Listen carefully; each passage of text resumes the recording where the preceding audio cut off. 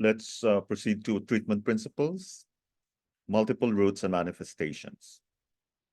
So far, fairly simple examples have been given when only one root gives rise to one manifestation.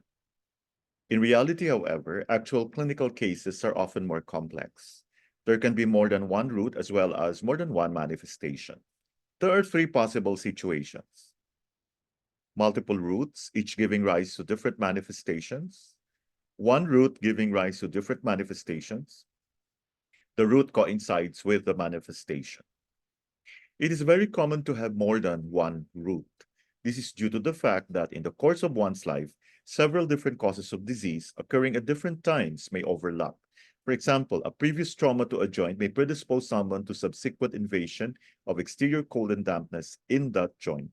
Or someone may suffer from a liver disharmony caused by dietary reasons and later on in life develop liver yang rising from repressed anger. Thus, there can be different roots, each reflected in various different manifestations. For example, a patient may have liver fire, the root, caused by certain emotional problems over a long period of time. Later on, he or she may be exposed to cold, invading the channels of the shoulder and causing pain and stiffness. In this case, there are two separate roots, one being liver fire caused by emotional problems, the other being exterior cold invading the shoulder channels caused by exposure to exterior cold. It would be wrong then, in this case, to try and interpret all the clinical manifestations in the light of one root only, such as liver fire. As for the treatment, when there is more than one root, each one must be treated.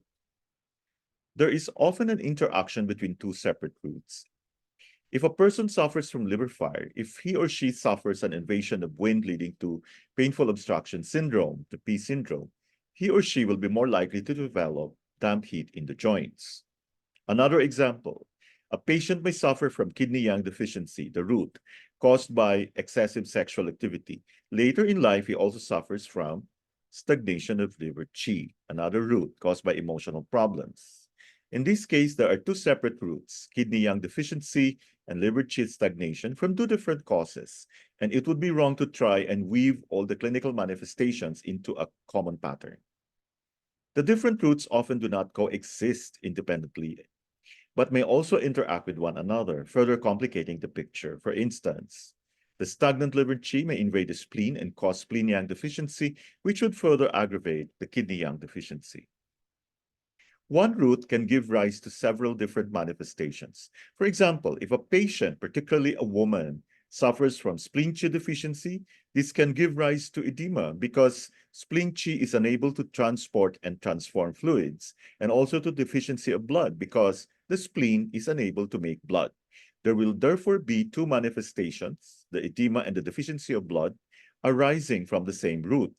The treatment in this case is still simply directed at treating the root.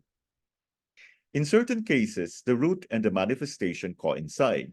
This can happen only when the clinical manifestations are caused by external physical trauma, such as in an accident. For example, if a person has an accident to the knee, this will cause stagnation of qi and or blood in the knee channels, leading to pain. In this case, the stagnation of qi, the root, coincides with the knee pain, the manifestation. So, multiple roots would involve multiple roots, each giving rise to different manifestations. One root giving rise to different manifestations. The root coincides with the manifestation. Thank you for your attention.